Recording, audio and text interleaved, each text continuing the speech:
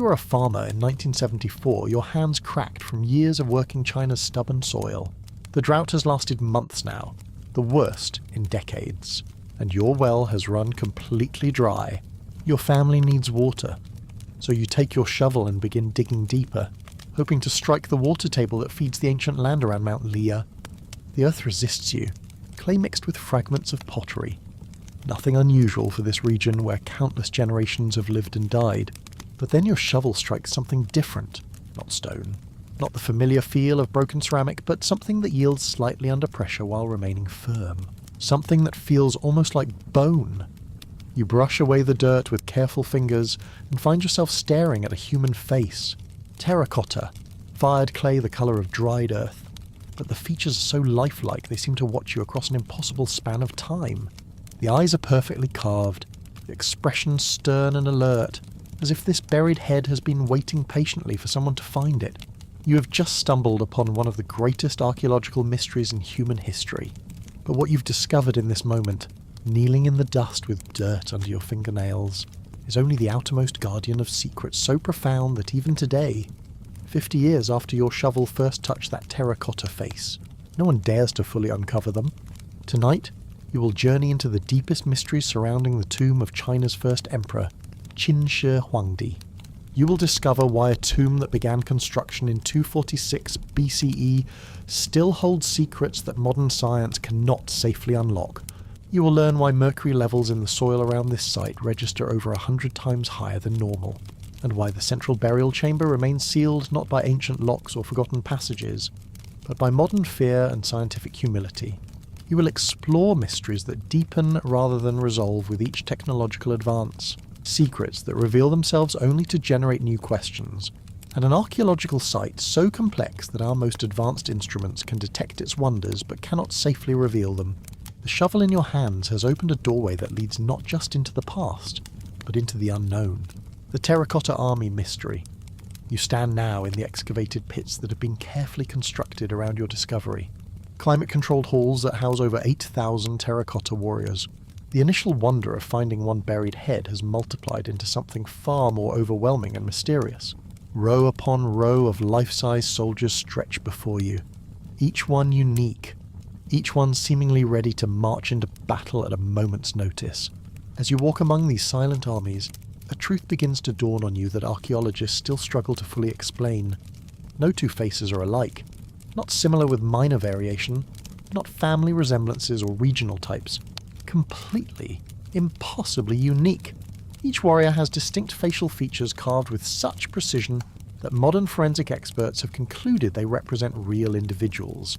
Different bone structures, individual expressions, unique scarring patterns, hairstyles that vary not just in basic form but in detailed execution. You pause before a warrior whose face shows the weathered features of a man who has seen many battles. His moustache droops slightly to the left, a small asymmetry that speaks of individual character. 3 positions down, another soldier bears the smooth features of youth, but his eyes carry an expression of determination that suggests old wisdom in a young face. Each tells a story, bears a personality, represents a human being who lived over 2,000 years ago.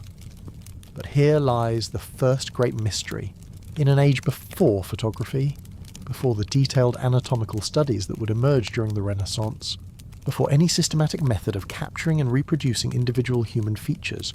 How did ancient craftsmen create such perfect human individuality? The level of portraiture skill required exceeds what historians thought possible. For the period, these faces show understanding of bone structure, muscle formation, and the subtle variations that make each human face unique. Modern forensic anthropologists have studied hundreds of these faces using the same techniques applied to criminal investigations. Their conclusion unsettles conventional understanding of ancient Chinese capabilities. These are not generic soldiers or artistic interpretations. They are portraits of real people, captured with such accuracy that if you possessed DNA samples from the original models, you could likely identify them from their terracotta representations. But who are these people? Were they actual soldiers from the Qin army, immortalized in clay before being sent to guard their emperor in death? Were they palace guards whose loyalty was so absolute that they were selected for eternal service? Or do these faces represent something more mysterious? some process of selection and immortalization that we do not yet understand. Archaeological investigation of the craftsmen's workshops has revealed an organizational system that challenges everything historians thought they knew about ancient manufacturing. These warriors were mass-produced using assembly line techniques that would not be invented in Europe for another 2,000 years. Different workshops specialized in different body parts. One group created heads exclusively, another focused on torsos. Arms and legs were produced by separate teams of specialists. Quality control marks carved into the clay identify individual craftsmen, allowing archaeologists to track the work of specific artisans across multiple figures. The organizational requirements suggest an industrial operation of staggering complexity, with master craftsmen overseeing teams of specialists, production quotas that had to be met, and coordination between workshops to ensure that individually produced components would fit together perfectly. But here emerges a paradox that modern manufacturing experts cannot resolve. If these figures were mass-produced using efficient assembly line methods, why is each face individually crafted with such meticulous attention to unique detail? Mass production prioritizes efficiency and standardization. Individual portraiture requires time, skill, and personal attention to each piece. These two approaches are fundamentally incompatible, yet somehow ancient Chinese craftsmen managed to combine them successfully. The time constraints make the mystery deeper. Historical records suggest the terracotta army was completed within the 38-year construction period of the tomb. Even with assembly line efficiency, creating 8,000 individually detailed figures seems logistically impossible. Modern ceramic artists, working with advanced tools and techniques, estimate that producing a single figure with this level of detail and individuality would require weeks of work by a master craftsman. Yet somehow, over 2 millennia ago, Chinese artisans managed to create thousands of them while also constructing one of the most complex burial sites in human history. The mathematics of this achievement remain unexplained. When archaeologists first excavated these warriors in the 1970s, traces of pigment revealed that these silent clay soldiers were once a riot of brilliant colour. Red armour gleamed against pink skin tones. Black hair was carefully detailed strand by strand. Robes showed intricate patterns in blues, greens, and purples. The terracotta army was never meant to be the muted earth-tone spectacle that tourists see today. But within minutes of exposure to modern air, most of these colours vanished forever. Pigments that had survived for over 2,000 years underground cracked, faded, and flaked away as soon as they encountered oxygen and humidity levels different from their burial environment.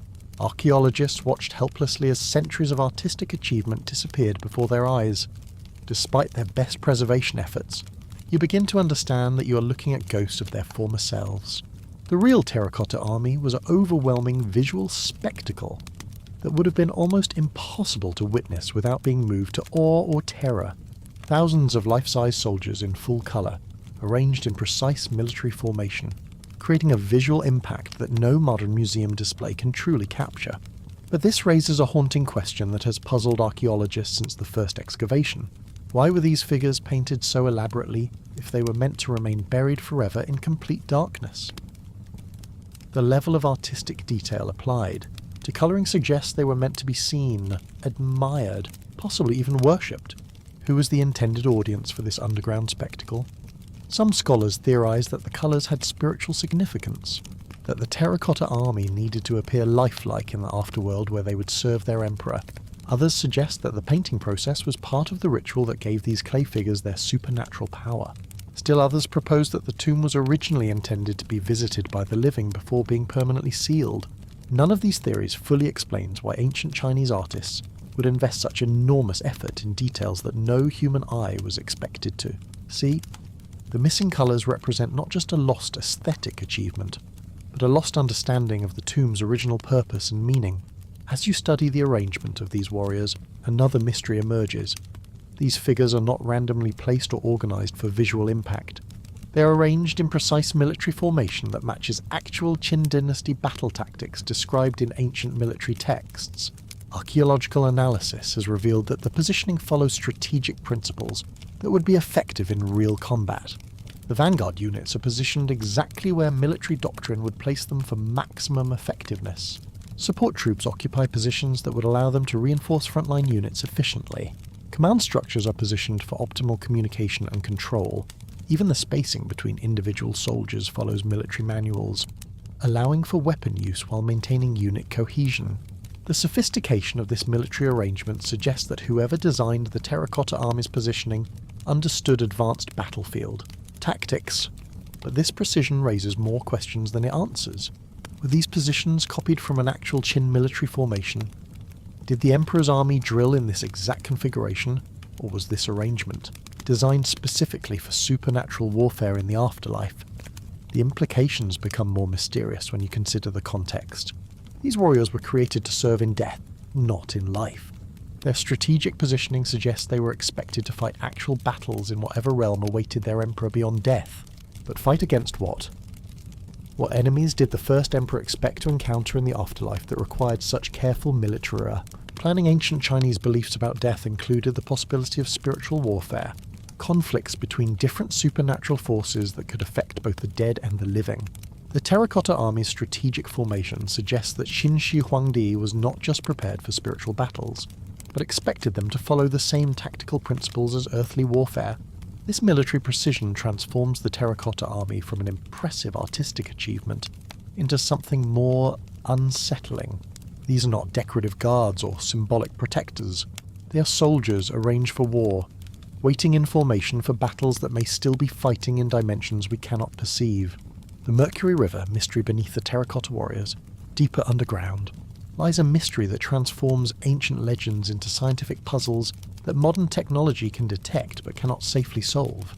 Here, Mercury flows through the darkness in patterns that have continued undisturbed for over 2,000 years. Ancient Chinese historical records describe rivers of mercury flowing through the emperor's burial chamber, mechanically operated systems that simulate the great rivers of China, with mercury seas representing the oceans that bounded the known world. For centuries, scholars dismissed these accounts as the typical exaggerations of ancient historians, poetic descriptions that were never intended to be taken literally. Then modern soil analysis began. Core samples taken from around the burial mound revealed mercury concentrations over 100 times higher than natural background levels. Ground-penetrating radar detected what appears to be substantial quantities of liquid mercury in chambers that have never been opened. Spectroscopic analysis confirmed that mercury vapor continues to emanate from sealed areas of the tomb complex. You realize that you are standing above one of the most toxic archaeological sites on Earth. The legend is scientifically accurate. Somewhere beneath your feet, in chambers that no living person has entered for over 2 millennia, mercury rivers continue to flow through artificial landscapes designed to mirror the geography of ancient China. But the confirmation of mercury's presence creates new mysteries more puzzling than the original legend. Why mercury? The metal was difficult to obtain in ancient China, requiring sophisticated mining and refining techniques.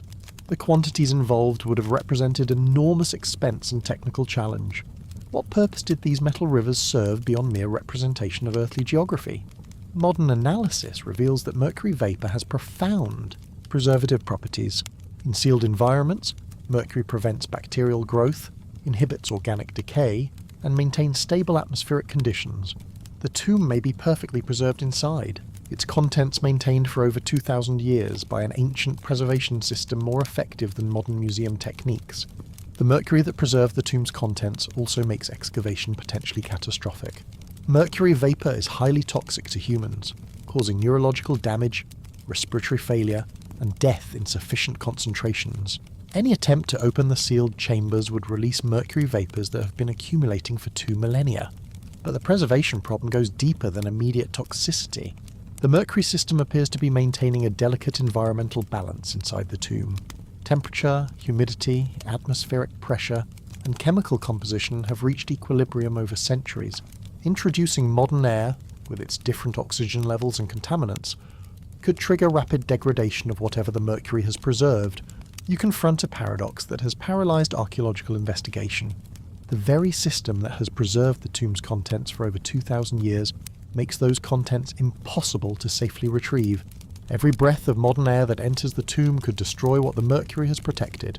The preservation system has become a prison, both for the tomb's contents and for the archaeologists who long to study them. This creates an ethical dilemma without precedent in archaeology. Do modern scientists have the right to potentially destroy a perfectly preserved ancient site in order to study it? is the knowledge that might be gained worth the risk of losing irreplaceable historical artifacts? How do you balance the advancement of human understanding against the preservation of human heritage?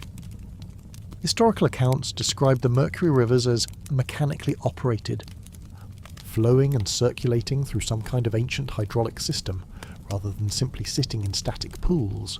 Archaeological evidence supports this description, revealing complex drainage systems, water management channels, and what appear to be mechanical components throughout the tomb complex. Ground-penetrating radar has detected metallic structures beneath the burial mound that do not match patterns typically associated with burial, goods or architectural features.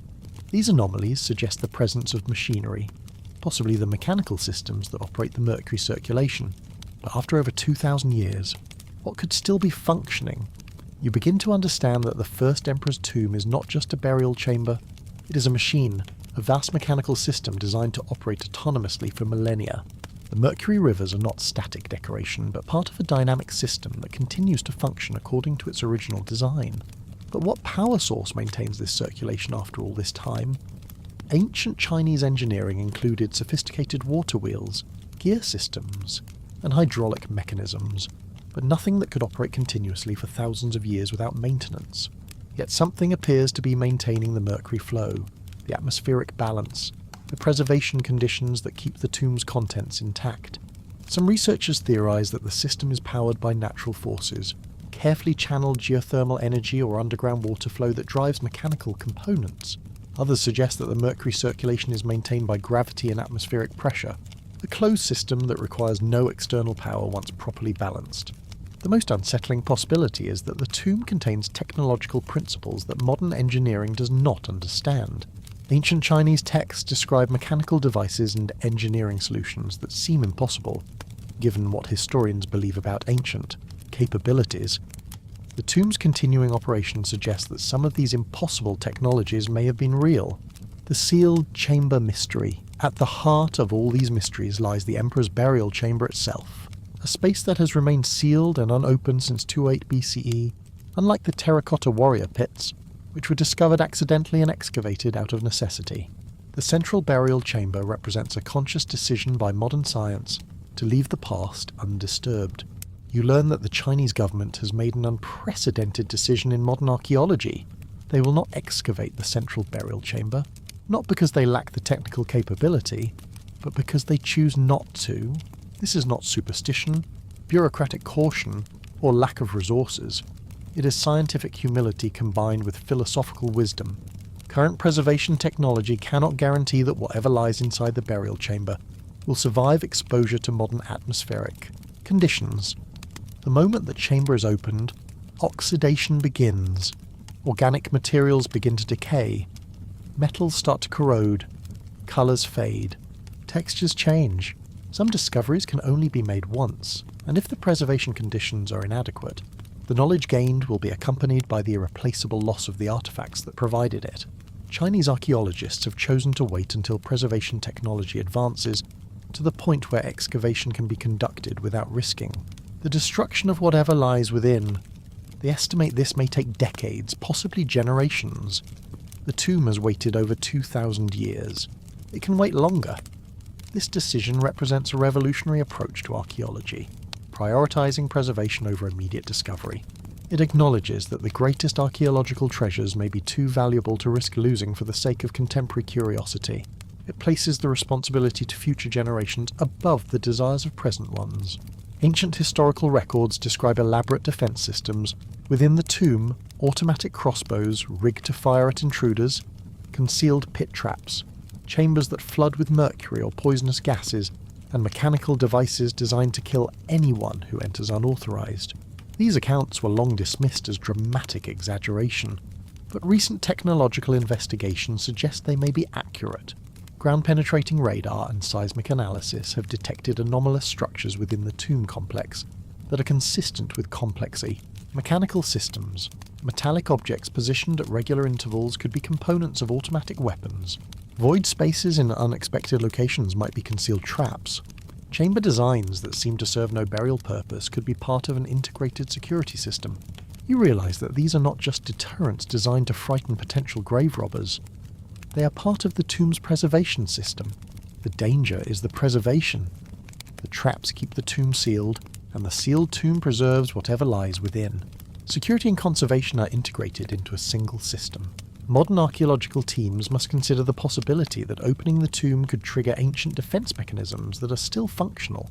After 2 millennia, the mercury preservation system might have maintained not just organic materials and metal artifacts, but also the mechanical systems designed to protect them. Based on historical accounts and partial excavations of surrounding chambers, archaeologists can theorize about what the central chamber might contain, but theory is not evidence, and the truth remains locked beneath layers of earth, mercury vapor, and modern caution. Historical records suggest that the burial chamber contains exact replicas of the emperor's palaces, complete with miniature furniture, detailed architectural features, and possibly human figures representing court officials and servants. Maps of the empire might be laid out in precious metals and gems, showing the extent of Qin territory with geographic accuracy that could revise understanding of ancient Chinese cartography. The emperor's personal possessions could include books and documents that might rewrite history. The Qin dynasty was notorious for burning scholarly works that contradicted official doctrine, but the emperor's private library might have preserved texts that were destroyed everywhere else. These could include lost works of philosophy, historical records that contradict official accounts, or scientific treatises that demonstrate capabilities historians do not believe ancient Chinese possessed. Astronomical devices showing the emperor's vision of the cosmos could reveal ancient Chinese understanding of celestial mechanics.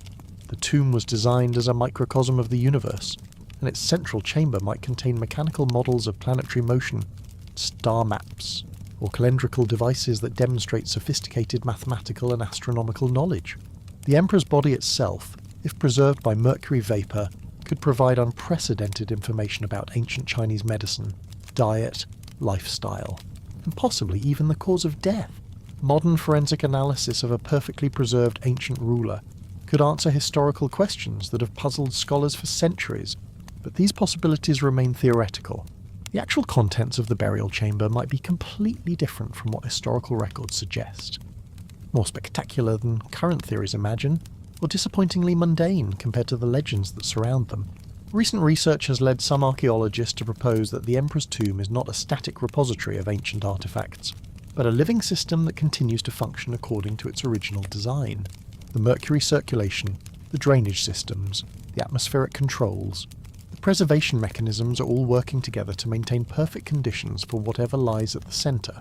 If this theory is correct, the tomb is not just containing its contents but actively preserving them, adjusting to environmental changes, compensating for the passage of time, maintaining equilibrium through mechanical systems that have operated continuously for over 2,000 years. This possibility transforms the excavation dilemma from a question of preservation technique into a question of whether modern archaeology has the right to kill a functioning ancient machine. Opening the tomb would not just risk destroying its contents, it would terminate a technological achievement that has succeeded in its purpose for over 2 millennia. The living tomb theory suggests that the first emperor's monument is not just to his power or his legacy, but to his vision of conquering death itself through technology and planning. If the preservation systems are still functioning, then in some sense, the emperor's plan has succeeded. He has achieved a form of immortality through engineering rather than through spiritual belief. The worker's fate mystery, surrounding all the technical and archaeological mysteries of the tomb, is a darker puzzle about the human cost of constructing such an elaborate monument to immortality. The secrets buried with the first emperor were protected not just by mercury vapor and mechanical traps, but by the systematic elimination of everyone who knew those secrets. Historical records suggest that the craftsmen, architects, and workers who knew the tomb's most important secrets were killed or buried alive when construction was completed. This was not random violence or casual cruelty, but a calculated decision to ensure that knowledge of the tomb's contents, layout, and defense systems would die with the people who possessed it. Archaeological evidence around the tomb complex supports these accounts. Mass burial sites have been discovered containing remains that show signs of violent death. The positioning and treatment of these burials suggests they were not honoured interments, but hurried disposals of people who had become inconvenient. You ponder the mathematics of murder that this represents. Conservative estimates suggest that tens of thousands of workers participated in the tomb's construction over its 38-year building period. Hundreds of craftsmen created the terracotta army. Dozens of architects and engineers designed the complex systems that keep the tomb functioning. All of these people possessed knowledge that made them dangerous to the secrets they had helped create. The tomb is not just the first emperor's monument to his own power and immortality. It is also a monument to the price of absolute secrecy. A reminder that some forms of immortality can only be purchased with the deaths of those who make them possible. With the systematic elimination of the tomb's builders, specific technical knowledge vanished that modern archaeology cannot recover. Current investigations must reverse engineer ancient techniques and purposes from fragmentary evidence. Like forensic scientists examining a crime scene thousands of years after the fact. What exact techniques were used to create the mercury circulation system? How were the mechanical traps constructed and powered? What preservation methods were applied to the emperor's body and possessions? How were the terracotta warriors fired and painted to achieve their remarkable durability? And detail the answers died with the people who possessed them.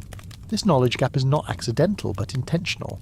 The successful result of a secrecy campaign that has lasted over 2 millennia.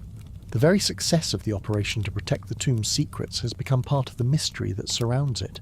Modern archaeologists must work like code breakers, trying to decipher the intentions and methods of ancient engineers from the physical evidence they left behind. Every technique must be inferred, every purpose deduced, every system understood through analysis rather than documentation. The fate of the tomb's builders raises disturbing questions about the relationship between monumental achievement and moral responsibility.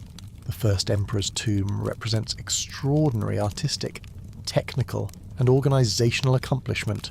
It demonstrates capabilities that expand understanding of what ancient civilizations could achieve. It preserves cultural heritage that enriches human knowledge and appreciation of our shared past. But this achievement was purchased with mass murder, on a scale that makes it impossible to admire the tomb's wonders without acknowledging the human suffering that created them. The terracotta warriors that tourists admire were crafted by people who were killed to protect the secrets of their creation. The mercury rivers that preserve the tomb's contents flow over the graves of the engineers who designed them. You confront the uncomfortable reality that some of history's most magnificent achievements are also monuments to history's most terrible crimes. The tomb forces a reckoning with the moral complexity of human ambition, the price of immortality, and the cost of absolute power. The modern technology mystery, even with advances in archaeological science that the tomb's builders could never have imagined. Modern technology finds itself simultaneously revealing and baffled by the first emperor's monument.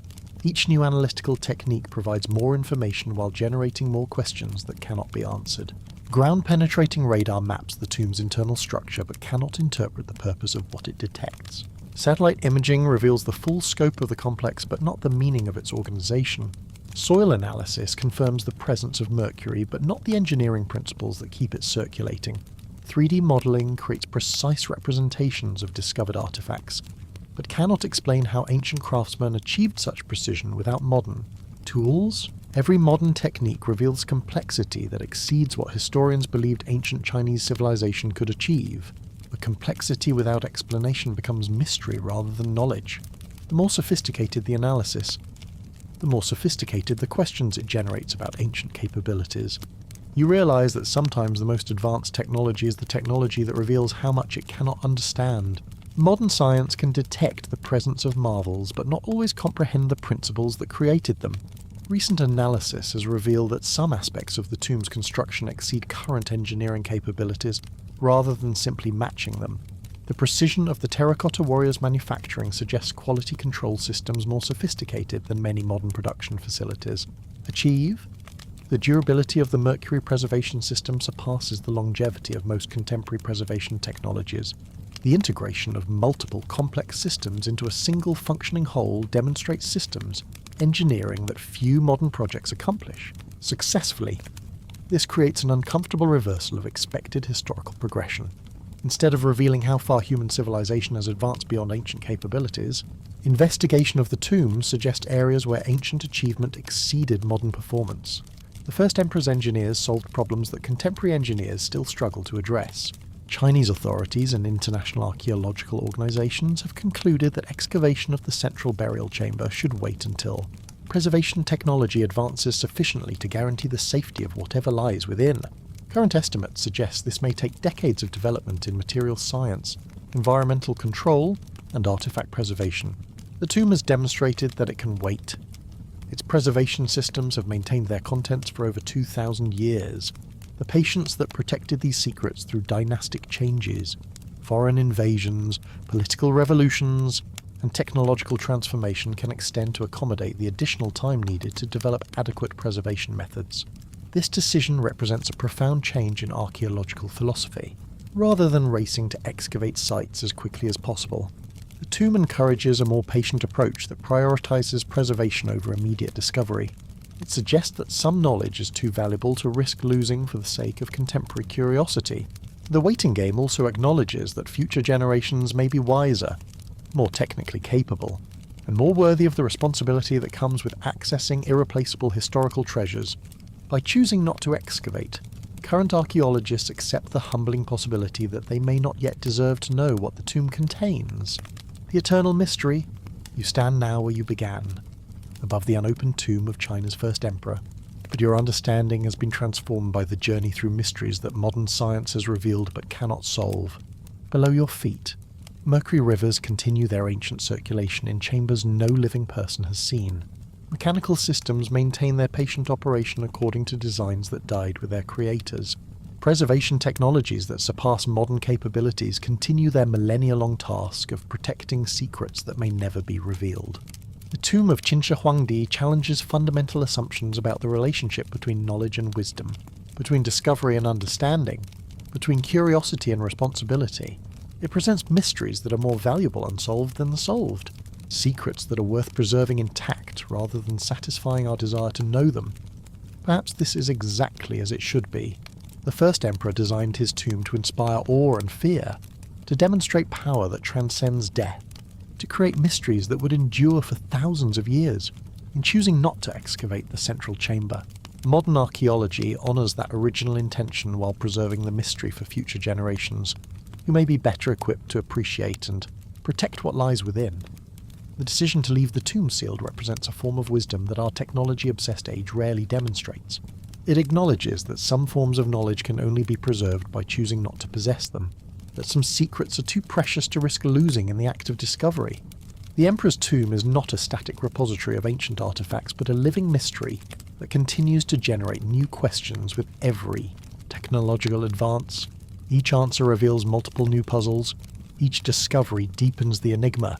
Each analytical technique demonstrates new levels of ancient sophistication, while revealing new limitations in contemporary understanding.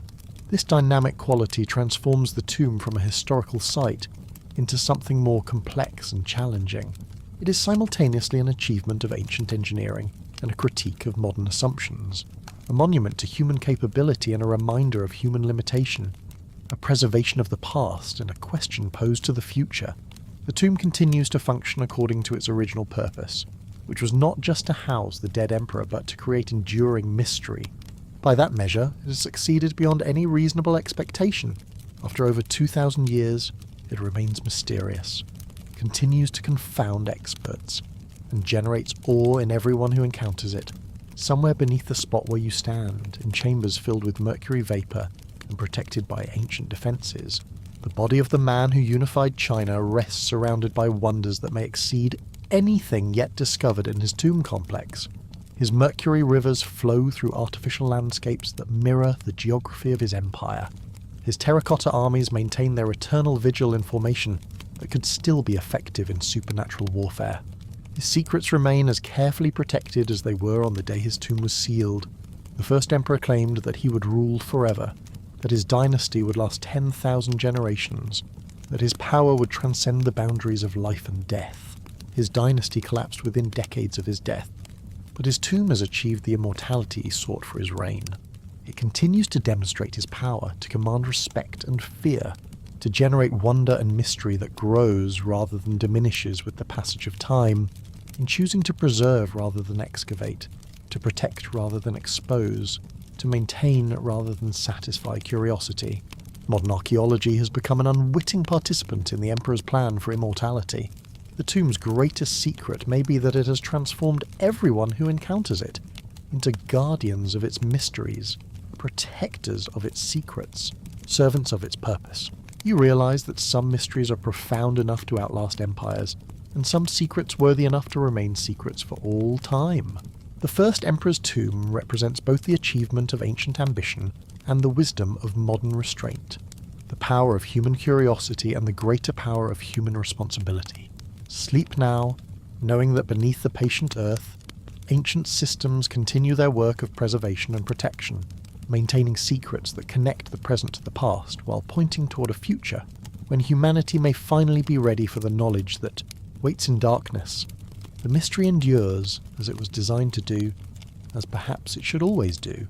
Some questions are more valuable than their answers, and some secrets are worth keeping forever.